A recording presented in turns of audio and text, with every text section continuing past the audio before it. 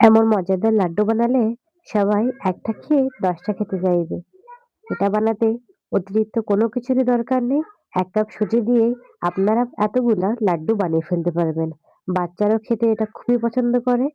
So welcome to my channel রুকাস daily blog. আসসালামু আলাইকুম। এটা বানাতে একটা পাত্রে আমি ১ কাপ সুজি নিয়ে নিচ্ছি এবং তার ভিতর দিয়ে দিব ২ কাপ উষ্ণ গরম দুধ এবং ১ চিমটি লবণ। এগুলো আমি ভালোভাবে দিয়ে একটা স্প্যাচুলার সাহায্যে আমি ভালোভাবে এগুলোকে মিশিয়ে এগুলোকে রেস্টে রেখে দেব।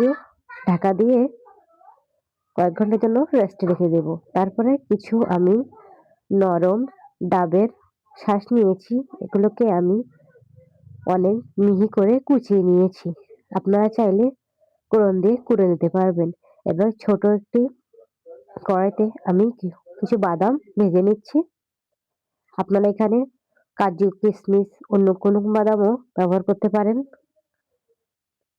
এবার আরেকটা কড়াই বসিয়ে তাতে কিছু তেল গরম করতে দিয়ে ওই যে সুজি ও দুধের মিশ্রণটা আমি ওই ওই তেলের ভিতরে দিয়ে দিব।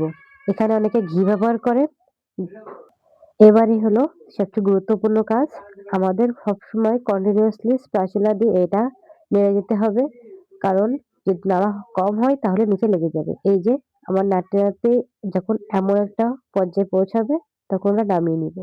আর একটা কড়াইতে ৩ টেবিল স্পুন চিনি গরম করতে দিয়ে সেটাকে ক্যারামেল বানিয়ে নিয়ে তার উপর নারকেল কোড়ানো দিয়ে যখন আঠালো ভাব আসবে তখন তার ভেতরে দিব আমি ওই যে পাক করে রেখেছিলাম সুজিগুলা তার অল্প কিছু। এবার কন্টিনিউয়াসলি নাড়িয়ে নাড়িয়ে আমরা এটা নামিয়ে নিব। এবার ওইটাই আরো ৩ টেবিল স্পুন চিনি দিয়ে ভালোভাবে নাড়িয়ে আমরা একটু গাঢ় গাঢ় ভাব এসে গেলে আমরা এটাকে চুলা থেকে নামিয়ে নিব। এটা দেখতে যত সহজ মনে হচ্ছে খেতেও ততই মজাদার। বাসায় একবার হলেও এটাকে বানিয়ে দেখবেন। এবার অন্য একটা পাত্রে আমি এটাও নামিয়ে নিলাম। এটাকে আমি ২-৩ ঘন্টার জন্য রেস্টে রেখে দেব। রেস্টে রাখার পরেই হাতে একটু তেল ব্রাশ করে এগুলোকে গোল গোল বানানো শুরু করলাম।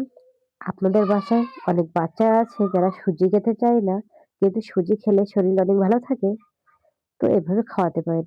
একটু ডেকোরেশন করার জন্য আমি বাদামগুলো গুঁড়া করে নিয়েছি এবং প্রত্যেকটা লাড্ডুর উপরে এই বাদামগুলো দিয়ে দিব। আপনারা বাসায় খুব সহজেই এই সুন্দর লাড্ডুটা বানিয়ে নিতে পারবেন।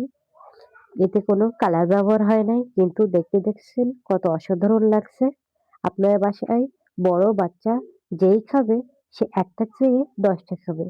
আমার বাসায়ও আমার কুট্টুস বুড়িটা আছে, তাকে দিয়ে টেস্ট করাচ্ছি। সে দেখি কি রিভিউ দেয়।